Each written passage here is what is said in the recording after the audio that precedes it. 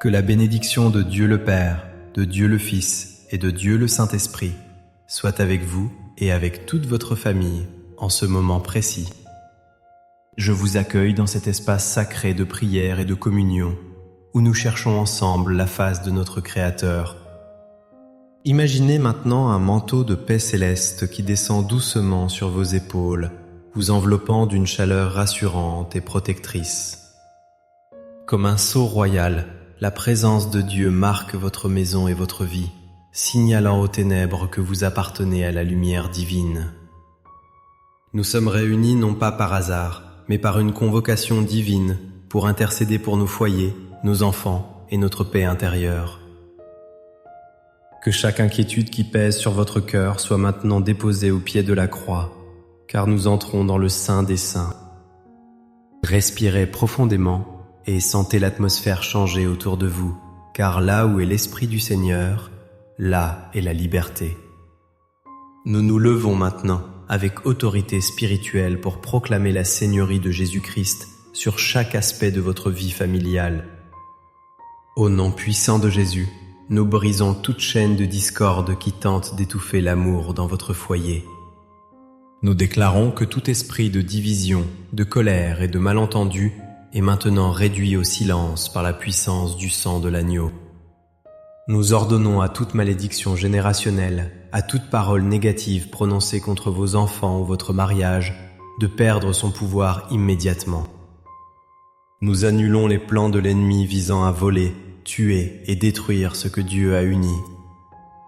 Nous proclamons que votre maison est une forteresse imprenable, protégée par les anges du Très-Haut, et qu'aucune arme forgée contre vous ne prospérera. Par la foi, nous traçons une ligne de protection autour de votre maison avec le sang de Jésus, interdisant l'accès à tout mal. Nous affirmons que la santé, la joie et l'harmonie sont l'héritage légitime de votre famille et nous le saisissons maintenant. Pour la gloire de Dieu, nous sommes déjà une grande famille de prières ici sur YouTube. J'aimerais aussi que vous laissiez votre j'aime. Car chaque fois que vous faites cela, vous signalez à YouTube que ce que vous voyez et entendez est bon pour vous et qu'il peut l'envoyer à d'autres personnes.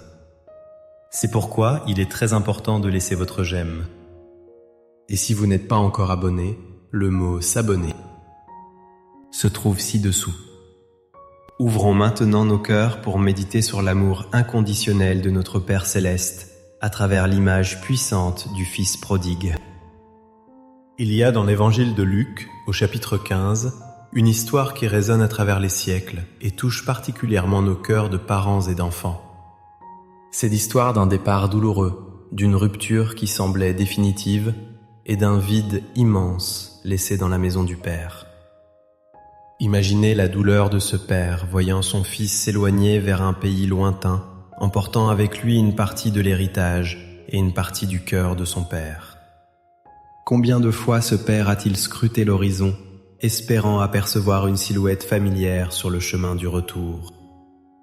Peut-être vous reconnaissez-vous dans cette attente, priant jour et nuit pour un enfant qui s'est égaré, ou pour un conjoint qui semble émotionnellement distant.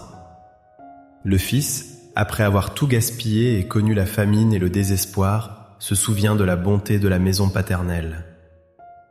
Il réalise que même les serviteurs de son père sont mieux traités que lui dans sa misère actuelle. C'est le moment crucial de la prise de conscience, le premier pas vers la restauration. Mais la beauté de cette histoire ne réside pas seulement dans le retour du fils, mais dans la réaction extraordinaire du père. La parole nous dit que, alors que le fils était encore loin, son père le vit et fut ému de compassion. Il ne l'a pas attendu assis sur son trône de jugement, non, il a couru vers lui.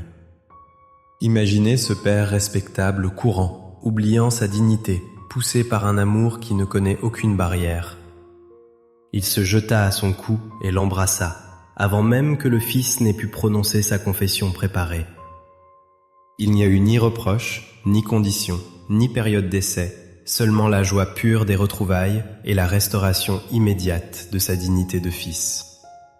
On lui a remis la plus belle robe, l'anneau au doigt et des sandales aux pieds, signe de son autorité retrouvée. Cette histoire nous enseigne premièrement que l'amour de Dieu ne renonce jamais, peu importe la distance ou la profondeur de la chute. Il y a toujours un chemin de retour pour ceux qui sont perdus, et ce chemin est pavé par la miséricorde du Père. Pour vous qui pleurez pour un membre de votre famille, sachez que Dieu scrute l'horizon avec vous, prêt à courir à sa rencontre.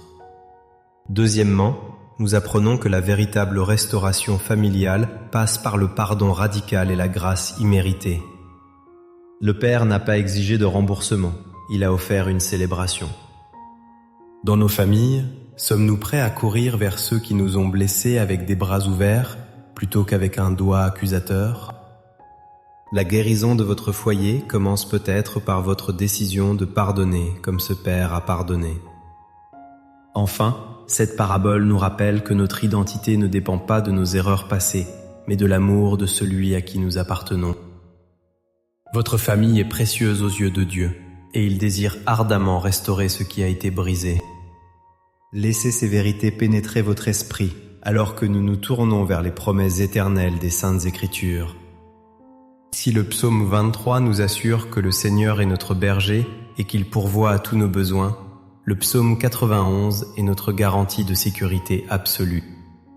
Comme ce Père qui protège sa maison, Dieu promet d'être votre refuge et votre forteresse contre toutes les tempêtes de la vie. Je vous invite maintenant à fermer les yeux, si vous le pouvez, et à visualiser votre famille sous les ailes puissantes du Tout-Puissant. Recevez ces paroles non comme une simple lecture, mais comme un décret spirituel établi sur votre maison aujourd'hui. Écoutez la voix de Dieu qui vous parle à travers ces versets sacrés et laissez la peur se dissiper. Celui qui demeure sous l'abri du Très-Haut repose à l'ombre du Tout-Puissant. Je dis à l'Éternel, mon refuge et ma forteresse, mon Dieu en qui je me confie. Car c'est lui qui te délivre du filet de l'oiseleur, de la peste et de ses ravages. Il te couvrira de ses plumes et tu trouveras un refuge sous ses ailes. Sa fidélité est un bouclier et une cuirasse. Tu ne craindras ni les terreurs de la nuit, ni la flèche qui vole de jour, ni la peste qui marche dans les ténèbres, ni la contagion qui frappe en plein midi. Que 1000 tombent à ton côté et 10 000 à ta droite, tu ne seras pas atteint. De tes yeux seulement tu regarderas et tu verras la rétribution des méchants. Car tu es mon refuge, ô Éternel. Tu fais du Très-Haut ta retraite. Aucun malheur ne t'arrivera, aucun fléau n'approchera de ta tente. Car il ordonnera à ses anges de te garder dans toutes tes voies. Ils te porteront sur les mains, de peur que ton pied ne heurte contre une pierre. Tu marcheras sur le lion et sur l'aspic, tu fouleras le lionceau et le dragon. Puisqu'il m'aime, je le délivrerai, je le protégerai puisqu'il connaît mon nom. Il m'invoquera et je lui répondrai. Je serai avec lui dans la détresse, je le délivrerai et je le glorifierai. Je le rassasierai de longs jours et je lui ferai voir mon salut. Seigneur Dieu, nous nous approprions ces promesses magnifiques pour chaque personne qui écoute cette prière en cet instant. Nous prions pour les pères et les mères qui, comme dans la parabole, attendent le retour d'un enfant prodigue. Touche le cœur de ces enfants, où qu'ils soient, et rappelle-leur la chaleur de la maison et l'amour qui les attend. Brise les chaînes de l'addiction, des mauvaises fréquentations et de la rébellion qui les retiennent captifs loin de la vérité. Nous prions pour les couples qui traversent la vallée de l'ombre de la mort, où l'amour semble s'être refroidi. Que ton esprit souffle un vent nouveau de réconciliation, de patience et de tendresse entre les époux. Restaure la communication qui a été brisée et guéris les blessures causées par des mots durs ou des silences indifférents. Père, selon ta promesse dans le psaume 23, dresse une table devant nous en face de nos adversaires, qu'il s'agisse de problèmes financiers, de maladies ou de conflits. Que ta coupe déborde de provisions pour chaque famille qui lutte pour joindre les deux bouts. Nous demandons la guérison divine pour ceux qui souffrent dans leur corps ou dans leur esprit au sein de nos foyers. Que ta main apaisante se pose sur chaque fièvre, chaque douleur et chaque anxiété. Nous intercédons pour l'unité des frères et sœurs, afin que la jalousie et la rivalité laissent place à l'entraide et à l'amour fraternel. Seigneur, fais de nos maisons des havres de paix, où ton nom est honoré et où ta présence est palpable. Je vous invite maintenant, chers auditeurs, à écrire dans les commentaires le nom de votre famille ou votre requête spécifique.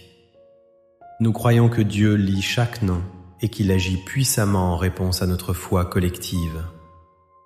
Que le Seigneur vous bénisse et vous garde, qu'il fasse luire sa face sur vous et vous accorde sa grâce.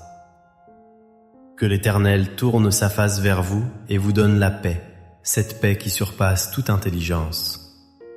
Soyez fortifiés dans l'assurance que Dieu combat pour votre famille et qu'il ne vous abandonnera jamais.